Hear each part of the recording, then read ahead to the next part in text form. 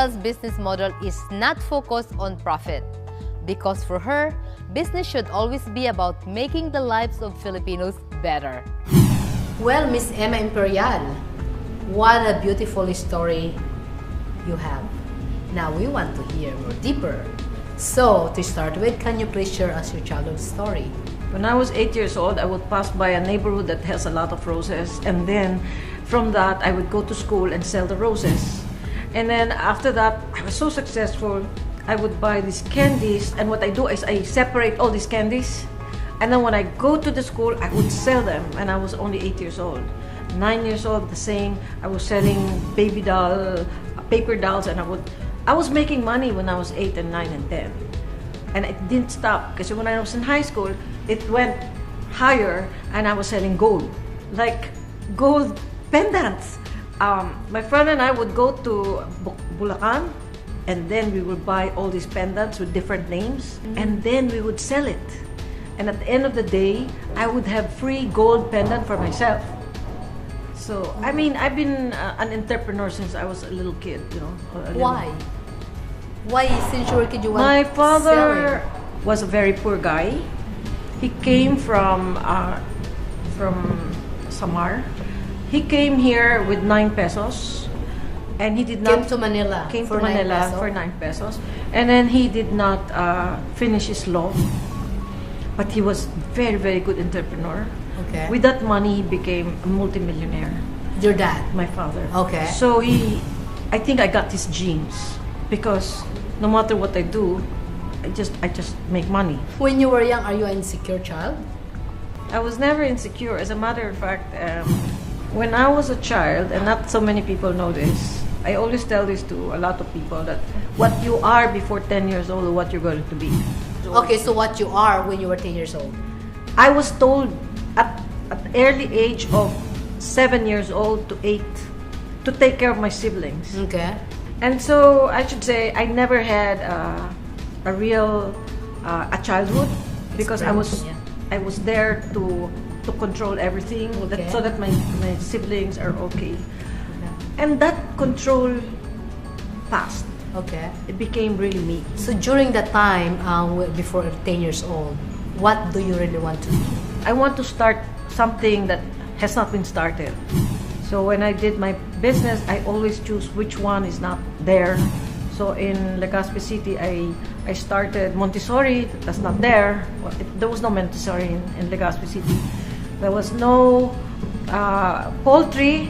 I started the first poultry. Then finally I went into housing, because there was no BF homes like housing in Albay. So I started that. When I started my housing, then I also started the teachers' housing. And that was the first I think in the Bicolanja, or maybe in the country. So I like to innovate. I like to start new things. Who gave you the inspiration to be an innovator? I had my inspiration, would you believe, from Mr. Henry C. So I went to interview Mr. C. He said, well, you know, I'm very good in sales. And I said, sir, everybody can sell. That must not be a secret of your success. Then he looked at me and he said, okay, I'm going to tell you the real one. He said, when you look up a person who enters my door and wants to do business with me, I would know whether the person is good or not. It's by the way he moves, the way he talks, the way he, you know. And then I said, wow, that must be your secret. Sir, is that inborn talent? I said, no, Iya, it's a skill. And I kept it in my heart. And so now, you point to me anyone, and I will tell you if the person is good or not. I have the skill. What was your biggest challenges in life? There will always be fear for the unknown, because that area is some place that you don't know, and you don't know what's gonna happen there. But I've always told all my employees, even my sons, say, fear is just fear itself. It's just a word. It's a lie. Fear is a lie. And once you start feeling that, you have to set it aside and go out and do what you have to do. Do you consider yourself a successful now? I believe I am successful, but as you become successful and you're able to see the potential of your success, not only for the people that you want to help or the people that you want to touch, but it becomes bigger. Now, when I became successful in all this recognition for the solar-powered community, it's more of the country. Then it has become more of the global market because the concept is really impacting climate change. It will also impact the people who are in need of houses, good houses. So how about your best message to the young Pinoys now? When you start a business, you have to always think what good it will have for others.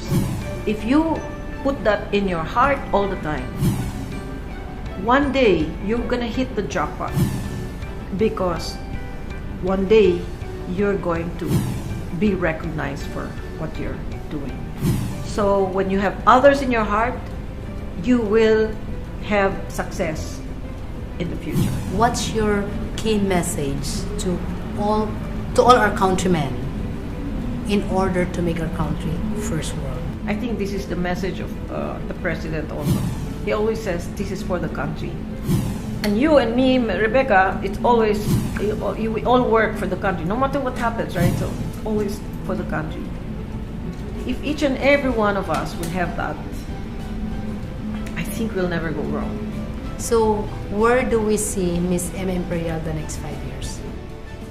Still here with you as a friend and still work to convince everyone to join me and my company in expanding the solar-powered mass housing community. Thank you very much. Every success has its struggles. Every dream has its trials and tests. Listen to their stories, because if they did it, you can also be called self-made.